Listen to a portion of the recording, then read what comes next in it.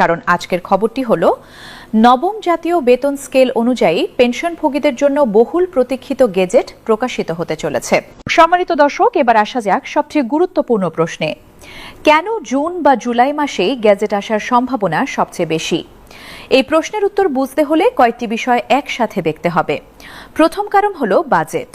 বাংলাদেশে প্রতি বছর জুন মাসে জাতীয় বাজেট পাস হয় এবং 1 জুলাই থেকে নতুন অর্থবছর শুরু হয়। এবারের 2026 থেকে 2027 অর্থবছরের বাজেটে নতুন পে স্কেলের জন্য বিশেষ বরাদ্দ রাখার প্রস্তুতি চলছে বলে জানা গেছে। বাজেটে বরাদ্দ নিশ্চিত হওয়ার পরপরই গেজেট জারির পথ উন্মুক্ত হয়ে যাবে। দ্বিতীয় কারণ হল কমিশনের প্রতিবেদন জমা। জাতীয় বেতন কমিশন গত 21 জানুয়ারি তাদের চূড়ান্ত প্রতিবেদন প্রধান উপদেষ্টার কাছে জমা দিয়েছে। এরপর থেকে মন্ত্রিপরিষদ সচিবের নেতৃত্বে উচ্চ পর্যায়ের কমিটি সেই প্রতিবেদন পর্যালোচনা করছে।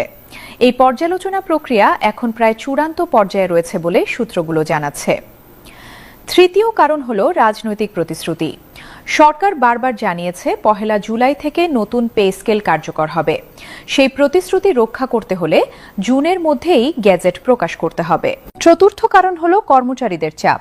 বাংলাদেশ সরকারি কর্মচারী সমন্বয় পরিষদ সহ বিভিন্ন সংগঠন এই বছরের এপ্রিল মাসে 6 দিন ব্যাপী কর্মসূচি পালন করেছে। তাদের চাপ ও দাবি সরকারকে দ্রুত সিদ্ধান্তের দিকে ঠেলছে। এই 4টি কারণ একসাথে বিবেচনা করলে বোঝা যায় জুন বা জুলাই মাসই হতে চলেছে সেই ঐতিহাসিক মুহূর্তের সাক্ষী। প্রিয় দর্শক, এবার আসা যাক মূল প্রশ্নে। নতুন পে স্কেল অনুযায়ী পেনশনভোগীরা ঠিক কতটা বেশি পাবেন? বর্তমানে 20তম গ্রেডের একজন কর্মচারীর মূল বেতন 8,250 টাকা। অবসরের পর তার পেনশন মূল বেতনের একটি নির্দিষ্ট অনুপাতে নির্ধারিত হয়। নতুন পে স্কেলে 20তম গ্রেডের মূল বেতন 20,000 থেকে 20,500 টাকায় উন্নীত করার প্রস্তাব করা হয়েছে। এর মানে হল, যদি পেনশন পুনর্নির্ধারণ সূত্র সঠিকভাবে প্রয়োগ হয় তাহলে নিম্ন গ্রেডের একজন পেনশনভোগীর মাসিক আয় প্রায় দ্বিগুণেরও বেশি হতে পারে। প্রিয় দর্শক, এবার আসা যাক শতভাগ পেনশন সুবিধার প্রসঙ্গে। বর্তমানে অনেক পেনশনভোগী অবসরের সময় এককালীন একটি বড় অঙ্কের টাকা নেওয়ার কারণে মাসিক পেনশনের পরিমাণ কিছুটা কম হয়। কর্মচারী সংগঠনগুলো দাবি করছে সকল পেনশনভোগীকে শতভাগ পেনশন সুবিধা নিশ্চিত করা হোক। এই দাবিটি যদি গেজেটে প্রতিফলিত হয় তাহলে অনেক পেনশনভোগীর মাসিক আয় উল্লেখযোগ্যভাবে বেড়ে যাবে। সম্মানিত দর্শক, চিকিৎসা ভাতার বিষয়টিও এই গেজেটের আলোচনায় বেশ গুরুত্বপূর্ণ। বর্তমানে সরকারি পেনশনভোগীরা যে মাসিক চিকিৎসা ভাতা পান তা তাদের প্রকৃত চিকিৎসা ব্যয়ের তুলনায় অত্যন্ত সামান্য। প্রিয় দর্শক, একটা কথা না বললেই নয়, এই পেনশনভোগীদের একটি বড় অংশ এখন 70, 80 বা তারও বেশি বয়সী। তারা বাংলাদেশের সেই প্রজন্ম যারা স্বাধীনতার পর এই দেশকে গড়ে তুলেছেন। তাদের হাত দিয়ে গড়া হয়েছে এই দেশের প্রশাসন, স্বাস্থ্য ব্যবস্থা, শিক্ষা কাঠামো।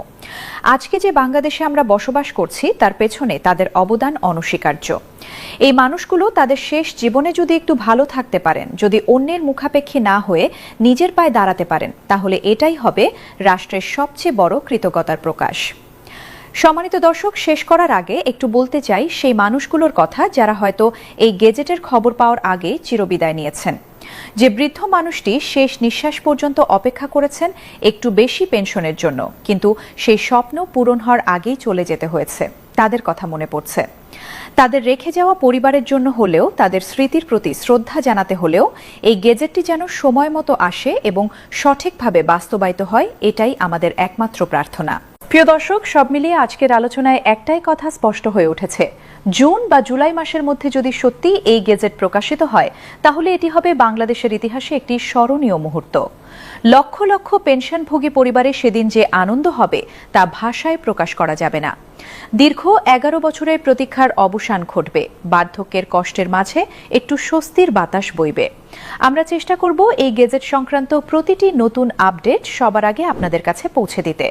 আজকের মতো এখানেই বিদায় নিচ্ছি। সবাই ভালো থাকুন, সুস্থ থাকুন এবং আপনাদের প্রিয়জনদের ভালো রাখুন।